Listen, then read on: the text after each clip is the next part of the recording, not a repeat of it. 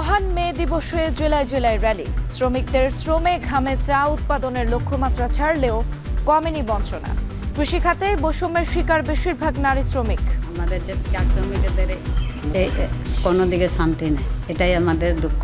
অনেক কিছু পরিবর্তন হয়, কিন্তু চা শ্রমিকের কোনো পরিবর্তন নেই। আওয়ার পরে দেখা যায় সবাই প্রতারণা করে। আইন সবার জন্য সমান হতে পারে, হোক এটা পারিবারিক হোক, গিলটি অ্যান্ড গিলটি, যে রং করবে তারই তো আইনি বিচার হওয়া উচিত। স্বজনদের প্রতারণায় সঞ্চয় খুইয়ে নিঃস্ব হচ্ছেন প্রবাসীরা। অর্থ ব্যবস্থাপনায় নজর দেওয়ার তাগিদ, সামাজিক সুরক্ষায় বিদেশ ফেরত কর্মীদের যুক্ত করার পরামর্শ।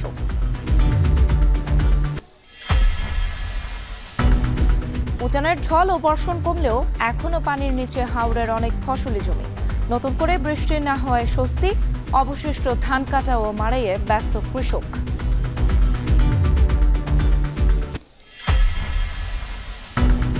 বৃষ্টির প্রভাবে রাজধানীতে সবজির দাম বাড়ার আভাস।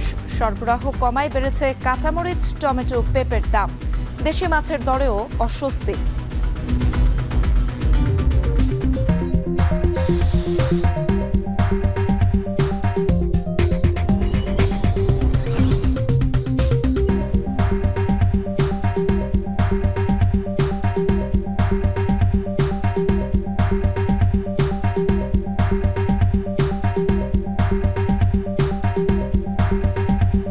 দর্শক স্বাগত, এখন ঢাকায় পুরো আয়োজন জুড়ে সঙ্গে আছি আমি সুমাইরা আছি। আজ মহান মে দিবস, সবাইকে মে দিবসের শুভেচ্ছা।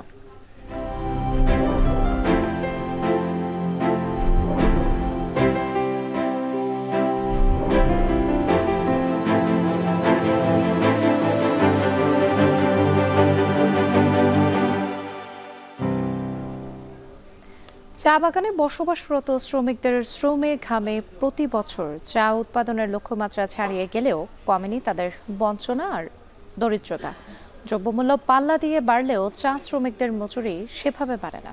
প্রতিদিন 187 টাকা 50 পয়সা মজুরি নিয়ে দুর্দশার জীবন কাটাতে হচ্ছে চা শ্রমিকদের। সবচেয়ে বঞ্চনার শিকার নারী শ্রমিকরা। কর্তৃপক্ষ প্রতি মে দিবসে আসার বাণী শোনালেও কাজের কাজ কিছুই হয় না। সাধারণ চা শ্রমিকদের মে দিবস কি তাও জানে না। এম এ হামিদ জানাচ্ছেন বাকিটা।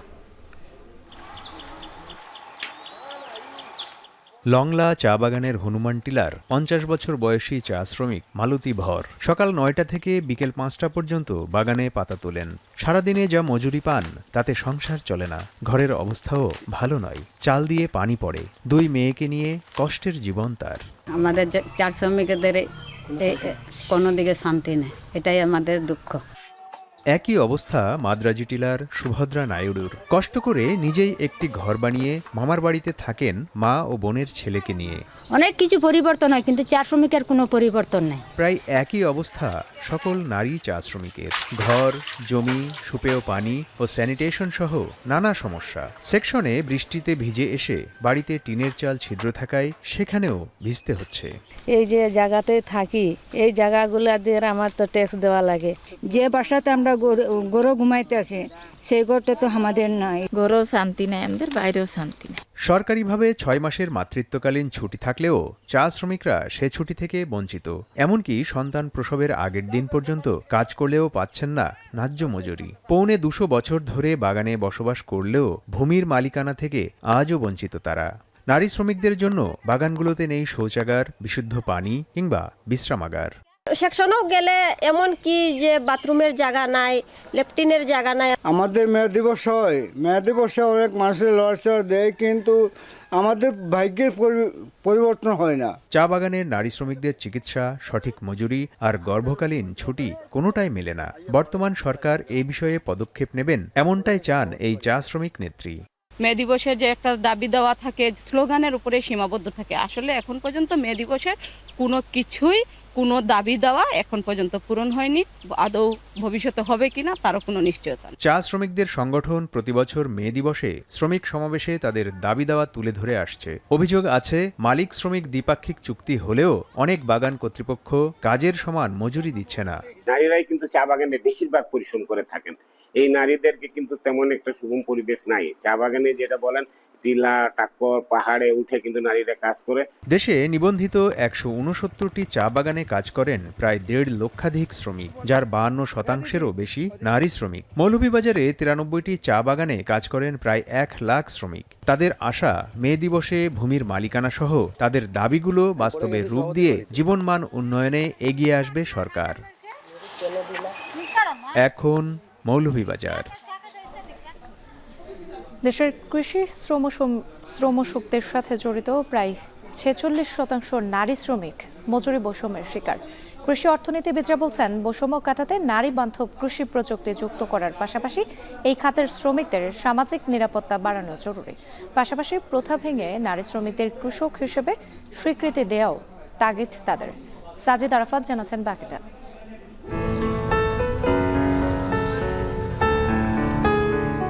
সৃষ্টির আদি পেশা কৃষির সাথে নারীর নিবিড় সম্পর্ক গ্রামীণ পরিবারের দিকে তাকালেই যা সহজেই বোঝা যায়। স্বাধীনতা পরবর্তী সময়ে দেশে কৃষির যে নীরব বিপ্লব, তাতে নারী শ্রমিকরা অন্যতম চালিকা শক্তি। পরিসংখ্যান বলছে, সার্বিক কৃষির ২১টি কাজের মধ্যে নারীরা করে থাকেন ১৭টি। বীজতলা তৈরি, বীজ সংরক্ষণ, ধান সংরক্ষণ, মাড়াই, সেদ্ধ, রোদে শুকানোর মতো অধিকাংশ কাজই করে থাকেন নারীরা। তবুও কৃষি ও এর উপখাতে ভূমিকা রাখা নারী শ্রমিকদের শ্রম অনেকটাই অদৃশ্য। নির্দিষ্ট কর্মঘণ্টা না থাকা, স্বল্প মজুরি, নানা বৈষম্য আর নিপীড়নে কোণঠাসা নারী শ্রমিকরা। মাসে তো ১৫,০০০ টাকা ইনকাম হয়, ৫০০ টাকা করে কাজ করি। এই যেমন গাইবান্ধার সাইমা আক্তার। পুরুষের সাথে অন্যের জমিতে শ্রম দিলেও মজুরি পান কম। শ্রমশক্তি জরিপ অনুযায়ী দেশের কৃষি খাতের সাথে জড়িত প্রায় ২ কোটির বেশি নারী মজুরি বৈষম্যের শিকার। ভুট্টা তোলা করি, কচু খেতে, আবার পাট শাক উঠাই, পুঁই শাক তুলি। ৫০০ টাকা করে রোজ দেয় দৈনিক দিন। দুপুরবেলা খাওয়ান দেয়। পুরুষের ঘরে বেশি, ওদের ৩ বেলা খায়াস। বাজার আর কি যেরকম যায় এরকম ৭০০ যায়, ৮০০ যায়। বাড়ির কাম করি, ধানের কাম করি, একে যা যাবতীয় কাম করা নাকি সবই করি। বাংলাদেশ পরিসংখ্যান ব্যুরো বলছে, কৃষি খাতে দৈনিক একবেলা খাবার সহ পুরুষ শ্রমিকরা যেখানে পান সর্বোচ্চ ৫৭৭ টাকা, সেখানে নারীদের ভাগে জুটছে সর্বোচ্চ ৪১৬ টাকা। আর খাবার ছাড়া পুরুষের দৈনিক মজুরি ৬২১ টাকার বিপরীতে নারী শ্রমিকের মজুরি ৪৬১ টাকা। নারীদের ক্ষেত্রে সুযোগ সুবিধা তো সরকার দিলে অনেক কিছুই দিতে পারে, কিন্তু যা দেয় তাতে নারীদের মন মতো হয় না। আমার দেয় ৩০০ টাকা হাজরে, আর বেড়ার ৮০০ টাকা। আমি গরিব মিলন খেতে হলে তো আমার কাম হরা লাগে। পুরুষের সমান মূল্য কেমনে পাবো আমরা ধরেন সারাদিন ডাল তুললে ৪ বাগা দিই, একটা বাগা ডাল নিতে, একটা বাগা ডাইলে কয় কেজি ডাইলে হয়, ১ কেজি ডাইলি হয়, তা সেই সমান অধিকার কেমনে হইবে? কৃষিতে নারী শ্রমিকের দৃশ্যমান বিভাজনে অনেক সুবিধা থেকে বঞ্চিত তারা। বিশেষজ্ঞরা বলছেন, কৃষক হিসেবে নারীদের স্বীকৃতি ও তথ্য হালনাগাদ না থাকায় বৈষম্য বাড়ছে। জাতীয় অর্থনীতিতে নারী কৃষি শ্রমিকদের অধিকার নিশ্চিত করার তাগিদ তাদের। কৃষক কার্ডটা দেওয়া হচ্ছে, এখানে নারীদের জন্য যদি আলাদা করে নারী কৃষক, আমাদের তো আসলে নারী কৃষক সেভাবে আমরা আইডেন্টিফাই করি নাই এখন পর্যন্ত, আমরা জানিই না মানে কত % নারী কৃষক, মুখে মুখে বলি। তো ওইটাকে যদি আইডেন্টিফাই করা যেত যে আমাদের ২,২৫,০০,০০০ কৃষকের মধ্যে আসলে কতজন নারী কৃষক, ওনাদের জন্য আলাদা করে কিছু করা যায় কিনা। কৃষি অর্থনীতিবিদরা বলছেন, এই খাতে প্রযুক্তিগত ও সামাজিক বাধার কারণে নারী শ্রমিকরা পিছিয়ে আছেন। শ্রমবৈষম্য কাটাতে নারী বান্ধব কৃষি প্রযুক্তিতে যুক্ত করার পাশাপাশি এই খাতের শ্রমিকদের সামাজিক নিরাপত্তা বাড়ানোর দাবি। নারীদের পারিশ্রমিক কম এবং সেটাকে কিভাবে আমরা আসলে একটু ডেভেলপ করতে পারি, তাহলে আমার জানা দরকার কোন জায়গায় এর বাধাটা। সে বাধার ক্ষেত্রে যেমনটি আমরা প্রথমেই বলবো যে নারী বান্ধব প্রযুক্তির একটা কিন্তু অভাব আছে। প্রযুক্তিগুলো যেন নারী বান্ধব হয় সেই পরিবেশটা তৈরি করা দরকার, প্রযুক্তিগুলোকে সেভাবে ডেভেলপ করা দরকার। কৃষিতে নারীর শ্রম গ্রামীণ অর্থনীতিকে চাঙ্গা করছে, আর তাই প্রথা ভেঙে নারী শ্রমিকদের কৃষক হিসেবে স্বীকৃতি দেয়াই এখন বড় লড়াই। সাজিদ আরাফাত, এখন, ঢাকা। ময়মনসিংহে যথাযোগ্য মর্যাদায় পালিত হচ্ছে মহান মে দিবস। সে উপলক্ষে সকালে জেলা প্রশাসকের কার্যালয় থেকে বের হয় বর্ণাঢ্য র্যালি। এ নিয়ে আরও জানাতে ময়মনসিংহ থেকে যুক্ত হচ্ছেন হারুনুর রশিদ। হারুন, ময়মনসিংহে মে দিবসের কি কি আয়োজন দেখছেন?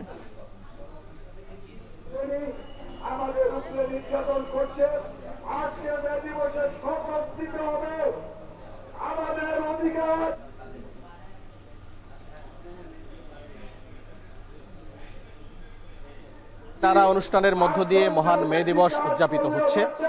এখন আমরা যেটি দেখছি যে এখানে এখন যে জায়গাটিতে আমরা রয়েছি এটি ময়মনসিংহ নগরীর গাঙ্গিনারপার এলাকার যে মালগুদাম এলাকা রয়েছে, এখানে ট্রেড ইউনিয়ন কেন্দ্রের একটি সমাবেশ অনুষ্ঠিত হচ্ছে। কিছুক্ষণ আগে এই সমাবেশটি অনুষ্ঠিত হয়েছে। আমরা দেখছি যে এখানে যারা বিভিন্ন জায়গা থেকে মিছিল নিয়ে এসেছেন তারা এখানে কিন্তু এই যে সমাবেশ সেই সমাবেশে অংশগ্রহণ করছেন এবং এখানে বিভিন্ন এলাকা থেকে যারা বিভিন্ন ধরনের যে শ্রমিক সংগঠন রয়েছেন সেই শ্রমিক সংগঠনের নেতাকর্মীরা কিন্তু এখানে এসেছেন এবং এখানে একটি শ্রমিক সমাবেশ অনুষ্ঠিত হচ্ছে এবং আমরা এটি দেখতে পাচ্ছি যে কিছুক্ষণ আগে এই শ্রমিক সমাবেশটি শুরু হয়েছে। এখানে বিভিন্ন শ্রমিক সংগঠনের যারা নেতৃবৃন্দ রয়েছেন তারা বক্তব্য রাখছেন। তারা একটি বিষয় যেটি বলছেন যে যুগ যুগ ধরে শ্রমিকদের প্রতি বৈষম্য করা হচ্ছে, শ্রমিকদের যে ন্যায্য অধিকার সেই অধিকার সরকারের পক্ষ থেকে নিশ্চিত করা হচ্ছে না। এটি সরকার হোক বা ব্যক্তি মালিকানা হোক, কোনো জায়গা থেকেই কিন্তু শ্রমিকদের যে অধিকার সেই অধিকার পুরোপুরি বাস্তবায়ন করা হচ্ছে না, যার কারণে প্রতি বছরই তারা এই মে দিবসে বিভিন্ন ধরনের অনুষ্ঠান বা প্রোগ্রাম করে থাকেন, সভা সমাবেশ করে থাকেন, কিন্তু এটি প্রতি বছরই একই ধরনের দাবি দাবা উত্থাপিত হয়, কিন্তু তাদের যে দাবি দাবা আছে সেটি কিন্তু পূরণ হয় না।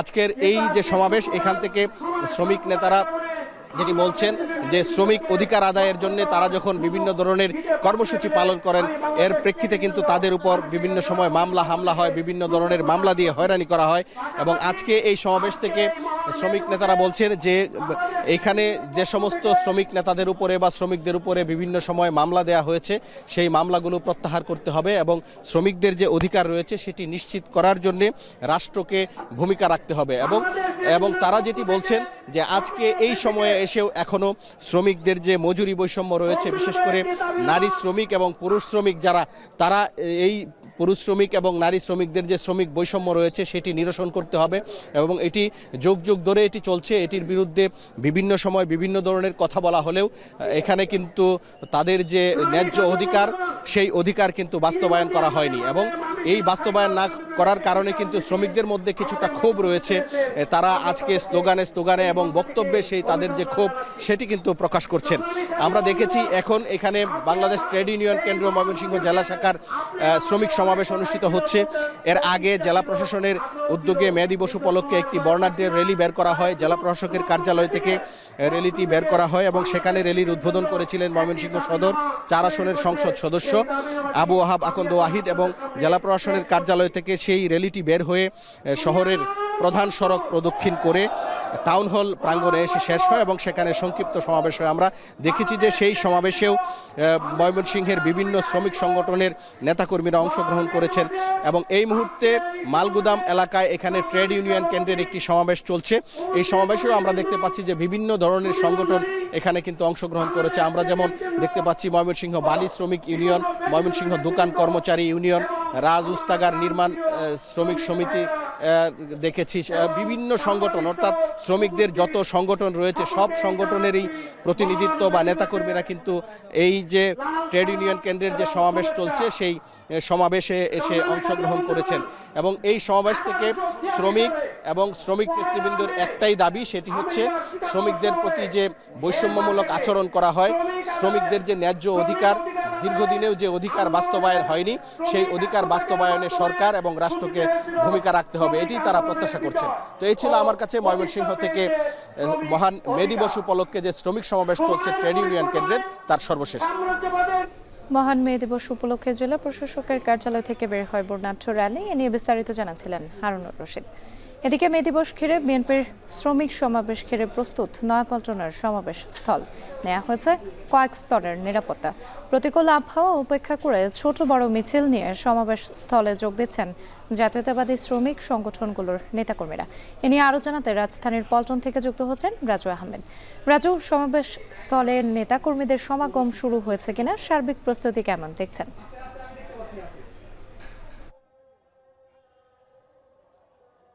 রাত্রি প্রথমে জানিয়ে রাখি যে রাজধানীতে গতকাল রাতেও যেমন ঝুম বৃষ্টি হয়েছে এবং এখনও কিন্তু ঝুম বৃষ্টি সকালেও ঝুম বৃষ্টি হয়েছে এবং তার ফলে কিন্তু এই পল্টনে যেখানে সমাবেশ হচ্ছে সেখানে পানি জমেছিল এবং সেটি দ্রুততার সঙ্গে নিষ্কাশন করা হয়েছে এবং এই প্রতিকূল আবহাওয়া উপেক্ষা করে কিন্তু জাতীয়তাবাদী শ্রমিক দল সহ তার অঙ্গ সংগঠন যেগুলো রয়েছে সেই সংগঠনের নেতাকর্মীরা এখানে আসতে শুরু করেছে। অর্থাৎ বেলা যত গড়াচ্ছে ততই কিন্তু নেতাকর্মীদের উপস্থিতি এখানে বাড়ছে। যদিও এই সমাবেশটি দুপুরের পর শুরু হওয়ার কথা রয়েছে এবং প্রধানমন্ত্রী তারেক রহমান তিনি দুপুর 2টা নাগাদ এই সমাবেশস্থলে এসে যোগ দেওয়ার কথা রয়েছে। তবে তার আগে নেতাকর্মীরা এখানে ছোট বড় মিছিল নিয়ে আসতে শুরু করেছে। এই মধ্যে যদি দেখছেন যে যেখানে মূলত সমাবেশস্থলটির মঞ্চ তৈরি করা হয়েছে তার আশেপাশে বড় একটি জায়গা জুড়ে করা নিরাপত্তা নেওয়া হয়েছে এবং তারপরে কিন্তু নেতাকর্মীদের দাঁড়ানোর বা বসার যে জায়গা সেটি করা হয়েছে এবং সেই জায়গা থেকেই যেহেতু আজকে শুক্রবারের দিন জুমার নামাজ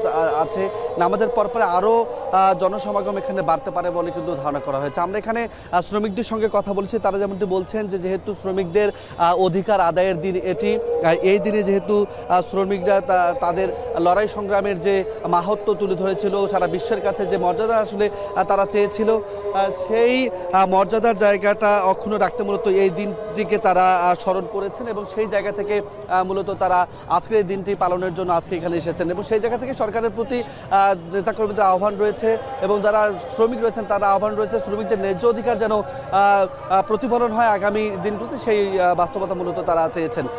এই ছিল রাত্রে আমার কাছে এখন পর্যন্ত সর্বশেষ। বিএনপির শ্রমিক সমাবেশের খবর জানাতে আমাদের সঙ্গে যুক্ত ছিলেন রাজু আহমেদ। দীর্ঘ সময় প্রবাসে কাটিয়ে আসা রেমিটেন্স যোদ্ধারা নিঃস্ব হচ্ছেন পরিবারের প্রতারণায়। শূন্য হাতে ফেরা, কারো কারো নির্যাতন ও নিরাপত্তাহীনতায় কাটে বাকিটা সময়। এমন অবস্থায় প্রবাসী শ্রমিকদের সুরক্ষায় সরকারের কেমন ব্যবস্থাপনা দরকার, কি বা বলছেন অভিবাসন বিশেষজ্ঞরা, এসব নিয়ে বিস্তারিত জানাচ্ছেন কামরুল হাসান জনি। আমার দোষ যে আমি একজন প্রবাসী রেমিটেন্স যোদ্ধা হয়ে একটা কুকুরেরও দাম আছে, এই দাম নাই। ঢাকার বংশালের সালাম খান 10 বছর ছিলেন সৌদি আরব। প্রবাস জীবনে আয়ের প্রায় 1,20 লাখ টাকা পাঠান মায়ের ব্যাংক হিসাব নম্বরে। দেশে ফিরে দেখেন সঞ্চয়ের সেই টাকা তুলে নেওয়া হয়েছে আগেই। বোন ও ভগ্নিপতির বিরুদ্ধে সেই টাকা আত্মসাতের অভিযোগ নিয়ে ন্যায় বিচারের আশায় প্রশাসনের দুয়ারে দুয়ারে ঘুরছেন এই হতভাগা প্রবাসী। আইন সবার জন্য সমান হতে পারে, হোক এটা পারিবারিক হতে চায়, গিলটি অ্যান্ড গিলটি, যে রং করবে তারই তো আইনি বিচার হওয়া উচিত, কিন্তু আমি সেই বিচার ন্যায় বিচারটা আমি পাচ্ছি না। ব্যক্তিগত ব্যাংক অ্যাকাউন্ট না থাকায় এমন ভুক্তভোগী হন অনেকেই। অভিযোগ বলতে গেলে নানাভাবে হন হয়রানি, নির্যাতন, নষ্ট হয় তাদের সামাজিক সুরক্ষা। সরকারের কিছু দায়িত্ব নিবে দরকার আছে, অনেক প্রবাসী হয়রানি হয়, এগুলো অনেক প্রবাসী হইতেছে। এখন মার এত দে, বাপের এত দে, দেওয়ার পরে আওয়ার পরে দেখা যায় সবাই প্রতারণা করে। বিশ্বের বিভিন্ন দেশে প্রায় 1.5 কোটি বাংলাদেশি কর্মরত রয়েছেন। 2024-25 অর্থ বছরে তারা রেমিটেন্স পাঠিয়েছেন প্রায় $30 বিলিয়ন। চলতি অর্থ বছরেও সেই আয় 27 বিলিয়ন ছুঁয়েছে। দেশের অর্থনীতিতে বড় যোগান দেয়া প্রবাসীদের অনেকেই বুঝতে পারেন না টাকা পাঠানোর সঠিক চ্যানেল। অভিবাসন বিশ্লেষকরা বলছেন রেমিটেন্স ম্যানেজমেন্টের ধারণা না থাকায় এমন পরিস্থিতিতে পড়েন প্রবাসীরা। কর্মীদের বিদেশ পাঠানোর আগে অর্থ ব্যবস্থাপনার উপর ধারণা দেওয়া জরুরি। যাওয়ার আগে তার টাকাটা আসলে কষ্টে অর্জিত টাকাটা কি করবে সেটা সিদ্ধান্ত গ্রহণ করা দেওয়া উচিত এবং এই ব্যাপারে সরকারের আসলে একটা প্রকল্প বা একটা প্ল্যান থাকা উচিত। এমন হয়রানির বিষয়ে সরকারের ব্যবস্থা গ্রহণের পাশাপাশি সামাজিক সুরক্ষায় রাষ্ট্রের উদ্যোগগুলোতে প্রবাসী ও বিদেশ ফেরত কর্মীদের যুক্ত করা জরুরি বলছেন এই অভিবাসন বিশেষজ্ঞ। রাষ্ট্রের যে নানান ধরনের উদ্যোগগুলো রয়েছে, সোশ্যাল সেফটি নেট বা সুরক্ষা যে উদ্যোগগুলো রয়েছে, সামাজিক সুরক্ষা, সেই সামাজিক সুরক্ষা আমরা মনে করি যে প্রবাসী এবং বিদেশ ফেরত থেকে যুক্ত করাটা খুব জরুরি। প্রবাসীদের নির্যাতন, নিরাপত্তা ও আর্থিক সুরক্ষায় সরকারি উদ্যোগের বিষয়ে প্রতিমন্ত্রী জানান, জেলা প্রশাসক ও পুলিশ সুপারের কার্যালয়ে প্রবাসী কল্যাণ সেলের মাধ্যমে ভুক্তভোগীরা সহযোগিতা পাচ্ছেন। লিখিত অভিযোগ পেলে মন্ত্রণালয় ব্যবস্থা নিচ্ছে। জেলা প্রশাসক এবং পুলিশ সুপারের কার্যালয়ের যৌথ সহায়তায় তাদেরকে আমরা স্থানীয়ভাবে তাদের প্রপার্টি কিংবা তারা কোথাও কোনো ভুক্তভোগী হলে যে সহযোগিতা করার সেটা আমরা করে থাকি। আর মন্ত্রণালয় তো ওয়েজ আর্নার্স বোর্ড, যেটা সেখানে যদি তারা লিখিত অভিযোগ করে যে কোনো বিষয়ে, সেই অনুযায়ী আমরাও আমাদের জায়গা থেকে ব্যবস্থা নিয়ে থাকি। অধিকাংশ প্রবাসী তাদের অর্জিত পুরো অর্থ পরিবারের কাছে সঞ্চয় করতে গিয়ে হন প্রতারণার শিকার। আছে নানামুখী নির্যাতনের গল্প। সেক্ষেত্রে তাদের নিরাপত্তা এবং আর্থিক সুরক্ষার জন্য সরকারি উদ্যোগ কবে দৃশ্যমান হবে, এই প্রশ্ন প্রবাসীদের। কামরুল হাসান জনি, এখন, ঢাকা। হাওড় অঞ্চলে এখনো পানির নিচে ফসলি জমি। তবে শুক্রবার সকাল পর্যন্ত 24 ঘন্টায় বৃষ্টিপাত না হয় স্বস্তি ফিরেছে কৃষকদের মাঝে। এদিকে রৌদ্রের দেখা মেলায় দ্রুত ধান মাড়াই ও শুকনোর কাজে ব্যস্ত সময় পার করছেন তারা। এ নিয়ে আরও জানাতে সুনামগঞ্জ থেকে যুক্ত হচ্ছেন লিপসান আহমেদ, কিশোরগঞ্জ থেকে যুক্ত হচ্ছেন মশুর কায়েস এবং শেরপুর থেকে জাহিদুল খান সৌরভ। প্রথমেই যাচ্ছি লিপসানের কাছে। লিপসান, বৃষ্টির পর পানিতে নিশ্চয়ই কৃষকদের যে ব্যাপক ক্ষতি হয়েছে এ বিষয় নিয়ে কৃষি বিভাগ ব্যবস্থা নিয়েছে কিনা এখন পর্যন্ত, কি তথ্য রয়েছে এ নিয়ে আপনার কাছে?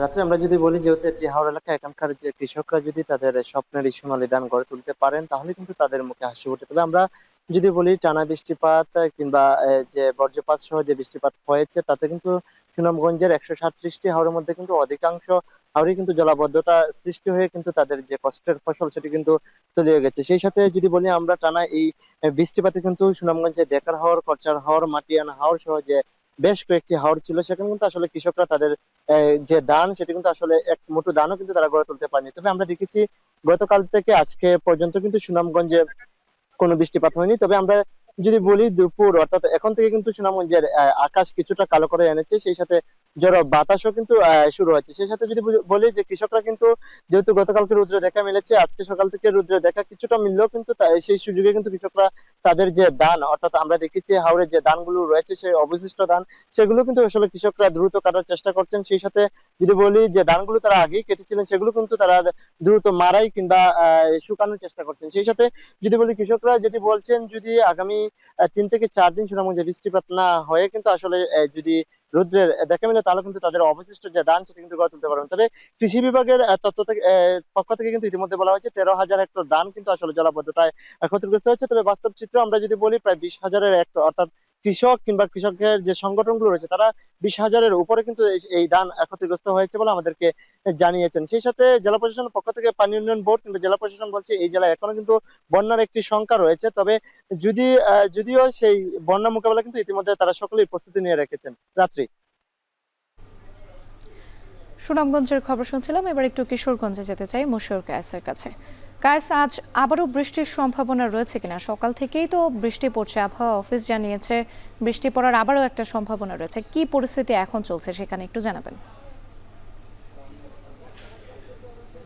রাত্রি সকাল থেকে কিন্তু জেলার বিভিন্ন অঞ্চলগুলোতে আমরা লক্ষ্য করেছি যে গুঁড়ি গুঁড়ি বৃষ্টিপাত কিন্তু হয়েছে। এখনও পর্যন্ত দেখা গেছে সকাল থেকে কিছুটা বৈরী আবহাওয়া, যদিও এখনও পর্যন্ত কোথাও মুষলধারে বৃষ্টির দেখা মেলেনি। কিন্তু আবহাওয়া অফিস যে বিষয়টি জানিয়েছে, কিছুক্ষণ আগে আমার সঙ্গে কথা হয়েছে, তারা যে বিষয়টি বলছে যে দুপুর নাগাদ কিন্তু বিভিন্ন অঞ্চলে মুষলধারে বৃষ্টি হতে পারে। সেক্ষেত্রে কিন্তু কৃষকরা আবার বিপাকে পড়বে। আবার যদি বলি যে সকাল থেকে কিন্তু যে রোদের দেখা এই আসছে এই যাচ্ছে অবস্থায় কিন্তু, সুতরাং কিন্তু যারা আসলে ধান বের করেছিল বাইরে শুকানোর জন্য সেগুলো কিন্তু আসলে ধীরে ধীরে গুটিয়ে নিচ্ছে। এবং আমি আরেকটি বিষয় জানিয়ে রাখতে চাই, যেহেতু পূর্ব জেলাতে টানা কয়েকদিন ভারী বর্ষণ ছিল, গতকালকের যে দিনটি ছিল সেটি কিন্তু বেশ শুষ্ক ছিল এবং রৌদ্র উজ্জ্বল ছিল, যার ফলে কিন্তু সবাই ধান মাড়াই থেকে শুকানোর কাজ করতে পেরেছিল। কিন্তু আজকে সকাল থেকেই কিন্তু আসলে আবহাওয়া কিছুটা পরিবর্তন হয়ে গেছে। এবং সেই সাথে যদি বলি যে হাওর জুড়ে পুরো জেলা জুড়ে যে আসলে ধানের যে এখনও পর্যন্ত তলানিতে রয়েছে কিন্তু প্রায় 6,500 হেক্টর জমি কিন্তু এখনও পানির নিচে রয়েছে। এবং পানি উন্নয়ন বোর্ড যে বিষয়টি জানিয়েছে যে কিশোরগঞ্জে এখন পর্যন্ত 3টি নদীতে অর্থাৎ ইটনাই 2টি ধনু নদী এবং বৌলাই নদী সহ আরেকটি নদীতে কিন্তু সামান্য পরিমাণ কিন্তু পানিও বৃদ্ধি পেয়েছে পাহাড়ি ঢল থেকে, যার ফলে এখনও পর্যন্ত যে 6,500 হেক্টর জমি পানির নিচে রয়েছে সেগুলো কিন্তু আসলে এখনও পর্যন্ত কৃষকরা চেষ্টা চালিয়ে যাচ্ছে। তারা ডিগ্রি নৌকা কিংবা কেউ গলাপানি বুক পানিতে দাঁড়িয়ে কিন্তু কাটার কিছুটা হলেও তাদের যে স্বপ্নের যে শেষ সম্বল, সারা বছরের সম্বল, সেটি কিন্তু কিছুটা হলেও যেন তারা ঘরে তুলতে পারে সেই চেষ্টাটা কিন্তু তারা করে যাচ্ছে। তো আজকে সকাল থেকে কিশোরগঞ্জে কিছুটা বৈরী আবহাওয়া রয়েছে। তো এই ছিল কিশোরগঞ্জে আমার কাছে সর্বশেষ তথ্য।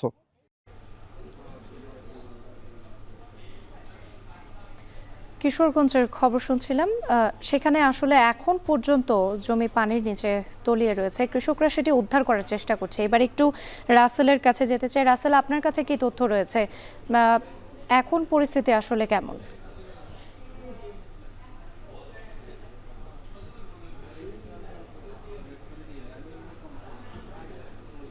সৌরভ, আপনি শুনছেন আমাকে?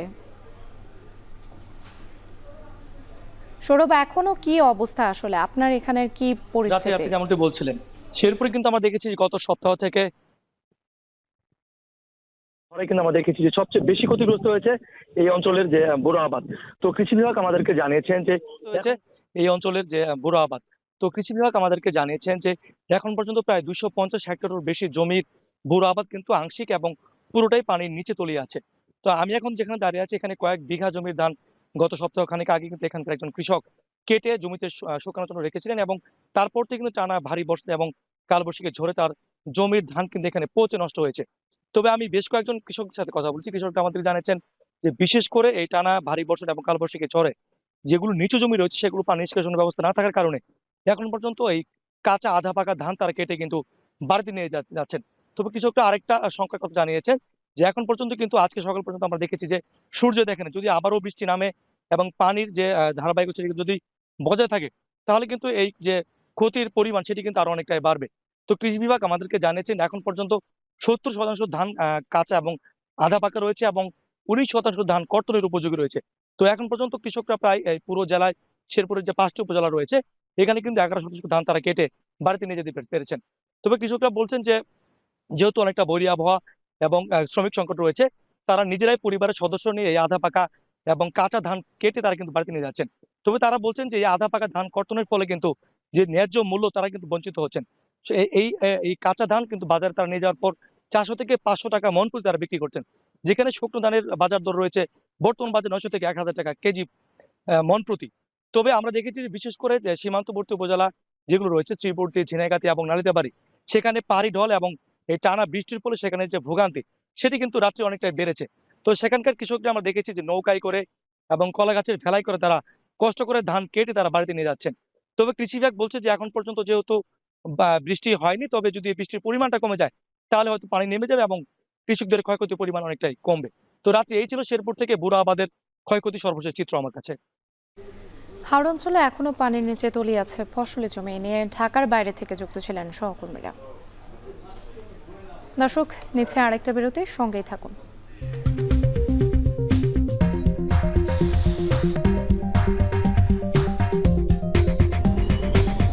বিরতির পর আবারও স্বাগত, দেখছেন এখন ঢাকা। সাপ্তাহিক ছুটির দিনের রাজধানীর কাঁচা বাজারে দেখা দিয়েছে বৃষ্টিপাতের প্রভাব। সরবরাহ কিছুটা কমায় বেড়েছে কাঁচামরিচ, টমেটো ও পেঁপের দাম। কাঁচামরিচ গেল সপ্তাহের তুলনায় 10 টাকা বেড়ে বিক্রি হচ্ছে 60 টাকায়। গেল সপ্তাহের তুলনায় এই সপ্তাহে 20 টাকা বেড়ে কাঁচা পেঁপের দর ঠেকেছে 120 টাকায়। টমেটো 5 টাকা বেড়ে বিক্রি হচ্ছে 60। এছাড়াও চিচিঙ্গা 50, বরবটি 80, মূলা বিক্রি হচ্ছে 50 থেকে 60 টাকায়। তবে কিছুটা কমেছে শসা ও বেগুনের দাম। গেল সপ্তাহের তুলনায় 20 টাকা কমে শসা বিক্রি হচ্ছে 100 টাকা কেজিতে, আর বেগুন মিলছে 80 টাকায়। এদিকে দেশের বিভিন্ন জেলায় নদ নদী ও হাওরে পানি বাড়ায় মাছের সরবরাহ কমেছে, ফলে বেড়েছে দেশি মাছের দাম। শিং মাছ 300 টাকার বিক্রি হচ্ছে, রুই মিলছে 250 থেকে 280 টাকার মধ্যে। কেজিতে 20 টাকা বেড়েছে কাতলা ও ট্যাংরা মাছের। তবে দর নিয়ে ক্রেতা বিক্রেতার মধ্যে রয়েছে ভিন্ন প্রতিক্রিয়া। আর ভেন্ডি হইলে মনে করেন আপনার 40 টাকা, টমেটো 60 টাকা, আর শসা হলো 100 টাকা, লাউ হলো 60 টাকা। আগের থেকে তেলের সংকট, আবার হয়েছে বন্যা, মানুষের অবস্থা খুবই খারাপ। মাংস, মুরগির এগুলো দাম অন্যান্য দিনের চেয়ে বেশি মনে হচ্ছে আজকে। মাছের বাজারের দাম ঊর্ধ্বগতি, অনেক দাম বেশি এবং মাছের যোগানো কম। নিম্ন মধ্যবিত্ত যারা আছে তাদের চলাচল করা, জীবনযাপন করা খুবই কঠিন। রাজধানীর কারওয়ান বাজার থেকে সবজির দরদাম জানাতে যুক্ত হচ্ছেন জাবেদ আব্দুল্লাহ। জাবেদ, বাজারে বৃষ্টির প্রভাব কতটা এবং সবজি, মাছ সহ অন্যান্য পণ্যের দামে কোনো পার্থক্য দেখছেন কিনা? এছাড়া ক্রেতা সমাগম কেমন দেখছেন?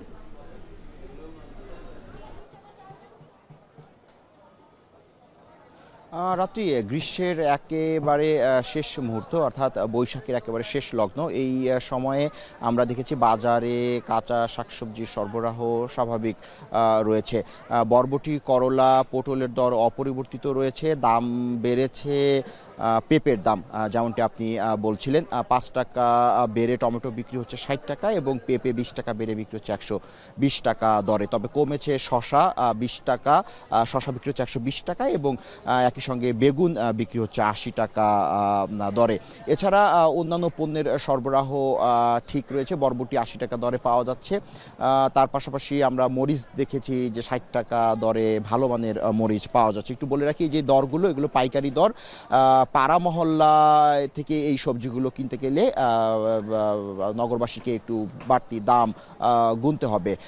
এর পাশাপাশি যদি বলি অন্যান্য আরও যে সবজি রয়েছে, অর্থাৎ লাউ বিক্রি হচ্ছে প্রতি পিস 50 টাকা করে এবং কুমড়া প্রতি কেজি 30 টাকার মধ্যে পাওয়া যাচ্ছে এই রাজধানীর সবচেয়ে বড় যে পাইকারি বাজার কারণ বাজারে। এই বাজারে একটু বলে রাখি যে বৃষ্টিপাত যে হলো সকাল থেকে আমরা দেখেছি যে এক দফায় বৃষ্টিপাত হয়ে গেছে। সেই বৃষ্টিপাত হওয়ার কারণে কারণ বাজারের বেশ কিছু আড়ত পানির নিচে তলিয়ে গেছে। আপনি নিশ্চয়ই ছবিতে ফ্রেমে দেখতে পাচ্ছেন যে বেশ কিছু আড়ত এরই মধ্যে পানিতে তলিয়ে যাওয়ার কারণে ক্রেতা বিক্রেতা উভয়ই একটি ভোগান্তির মধ্যে পড়েছেন।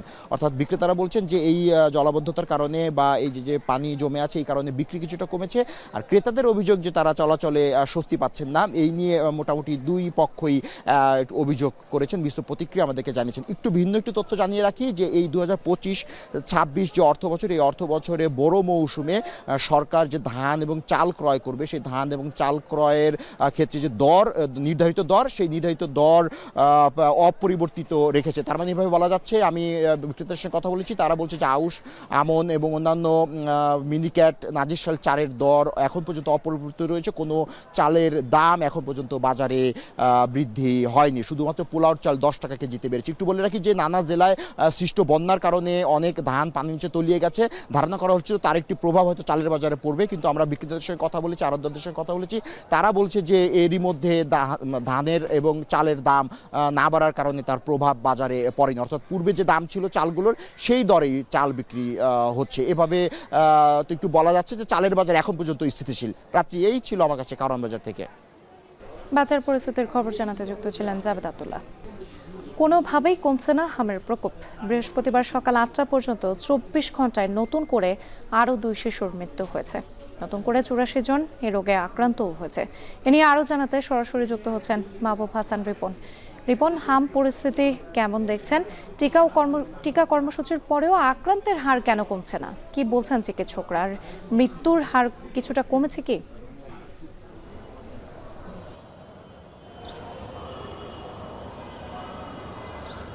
রাত্রি, প্রথমত যদি মৃত্যুর হারের কথা বলি তাহলে আপনি গতকালের যে আপডেটটি বললেন সেখানে 2 জন মারা গেছে, কিন্তু মৃত্যুর হার কিন্তু আসলে কমছে না, বরং আমরা দেখছি যে তার আগের চিত্রগুলো যদি আপনি দেখেন তাহলে 5 জন মারা গেছে পরশু, এবং এরকম করে মৃত্যুর হার কিন্তু ক্রমান্বয়ে ওঠানামা করছে, কিন্তু এটি কোনোভাবেই বন্ধ করা যাচ্ছে না। এটি একটি বিষয়। আরেকটি বিষয় হচ্ছে, আপনি বলছিলেন যে কতজন ভর্তি হয়েছে, সেই ক্ষেত্রে আমরা দেখেছি যে শুধুমাত্র এই আমি বর্তমানে যে ডিএনসিসি ডেডিকেটেড যে হাসপাতালে রয়েছে সেখানেই কিন্তু গত 24 ঘন্টায় 177 জন রোগী ভর্তি হয়েছে, যার অধিকাংশই হাম আক্রান্ত নিয়ে শিশুরা এসেছে। এবং আরেকটি বিষয় সেটি হচ্ছে যে এখানে 45 জন আইসিইউতে ভর্তি হয়েছে, যার মধ্যে 25 জন হামে আক্রান্ত হয়ে আইসিইউতে ভর্তি হয়েছেন বলে আমরা জানতে পেরেছি। সারা ঢাকা শহর নয়, শুধু সারা বাংলাদেশ থেকেই অসংখ্য রোগী ঢাকা শহরে আসছেন। আমরা কথা বলছিলাম কুমিল্লা থেকে আসা একজন রোগীর সাথে, রোগীর পরিবারের সাথে, এইভাবে বরিশাল থেকে, পটুয়াখালী থেকে এবং নোয়াখালী থেকে অসংখ্য রোগী ঢাকায় আসছেন, এবং এসে তারা প্রথমে যাচ্ছেন শিশু হসপিটালে, তারপর সোহরাওয়ার্দী হসপিটালে, এইরকম করে বিভিন্নভাবে তারা বিভিন্ন হসপিটাল ঘুরে কেউ কেউ এই ডিএনসিসি হাসপাতালে এসেছেন, এবং প্রত্যেকেই কিন্তু তাদের পরিবারের যে কথাটি বলছিলেন যেটি কমানো যাচ্ছে না কেন, তারা বলছেন যে তারা উপজেলা পর্যায়ে যে সেবাগুলো পেতেন সেই সেবাগুলো গত 1 বছরে তাদের কাছে মনে হয়নি যে তারা যথাযথ সেবা পাচ্ছেন। এই কারণে যেটি হয়েছে যে তার প্রভাব কিন্তু সার্বিকভাবে পড়েছে বলে তারা মনে করেন, এবং এই কারণেই হামের যে লক্ষণ বা যে হামের যে প্রকোপ সেখান থেকে কিন্তু এখন আমরা বের হয়ে আসতে পারিনি। এই ছিল ডিএনসিসি কোভিড হাসপাতাল থেকে আমার কাছে সবশেষ। হাম পরিস্থিতির খবর জানাতে যুক্ত ছিলেন মাহবুব হাসান রিপন। দর্শক নিচ্ছে আরেকটা বিরতি, সঙ্গেই থাকুন।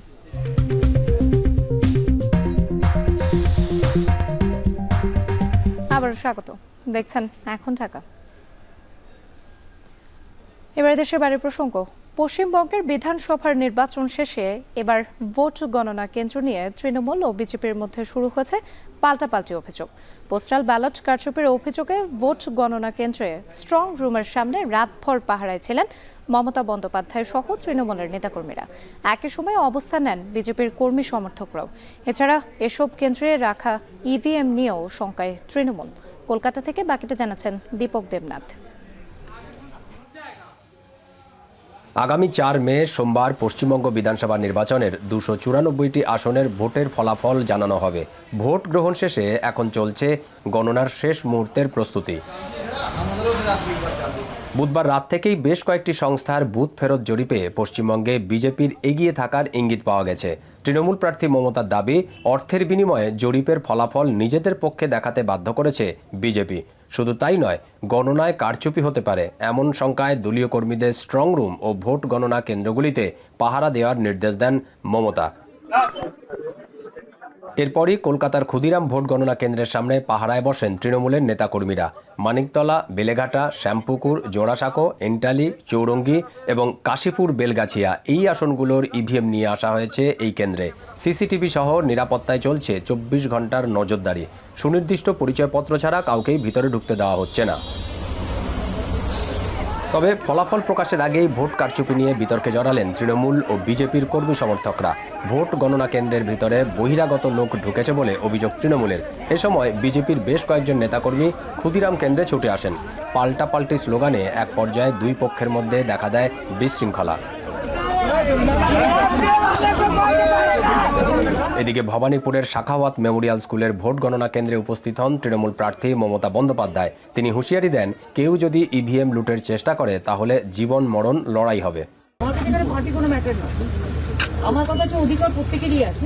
রাজ্য পুলিশ নিজেরা যদি নিজেদের দায়িত্ব পালন না করে, এখন তো আমার হাতে নেই, ইলেকশন কমিশনের আছে, তারা যদি নিজেদের দায়িত্ব তারা পালন করতে না পারে তাদের ব্যর্থতা।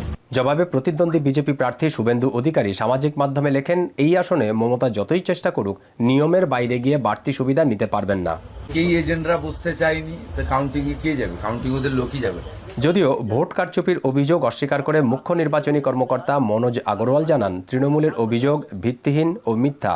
जो पोस्टल बैलेट है उसका नियम यह है कि आप उसे 8 डिस्ट्रिक्ट्स गए हैं। এসব ঘটনার পরেই 2টি ভোট গণনা কেন্দ্রেই নতুন করে জোরদার করা হয়েছে কড়া নিরাপত্তা ব্যবস্থা। পাশাপাশি জনসমাগম নিষিদ্ধে জারি করা হয় 163 ধারা। দীপক দেবনাথ, এখন, কলকাতা। আদিবাসী এক কিশোরের হত্যাকারীকে গ্রেপ্তারের পর মধ্য অস্ট্রেলিয়ার স্প্রিংস শহরে ছড়িয়ে পড়েছে সহিংসতা। এ সময় শহরের একটি হাসপাতালের বাইরে বিক্ষোভে জড়ো হয় অনেকে। নিখোঁজ 5 বছর বয়সী এক আদিবাসী কিশোরকে হত্যার অভিযোগে 47 বছর বয়সী জেফারসন লুইসকে গ্রেপ্তার করে স্থানীয় পুলিশ। দেশটির রাষ্ট্রীয় গণমাধ্যম জানিয়েছে, অ্যালিস স্প্রিংয়ের এই হাসপাতালে চিকিৎসাধীন ছিলেন অভিযুক্ত লুইস। হাসপাতালের সামনে বিক্ষোভ হুট করেই রূপ নেয় সহিংসতায়। পুলিশের সঙ্গে বিক্ষোভকারীদের ধাওয়া পাল্টা ধাওয়ায় ঘটনা ঘটে। গেল 25 এপ্রিল গভীর রাতে মধ্য অস্ট্রেলিয়ার একটি প্রত্যন্ত অঞ্চলের বাড়ি থেকে নিখোঁজ হয় ওই কিশোরী। 1 সপ্তাহ পর তার মরদেহ উদ্ধার করে পুলিশ। এই ঘটনায় গ্রেপ্তার করা হয় সম্প্রতি জেল থেকে মুক্তি পাওয়া লুইসকে।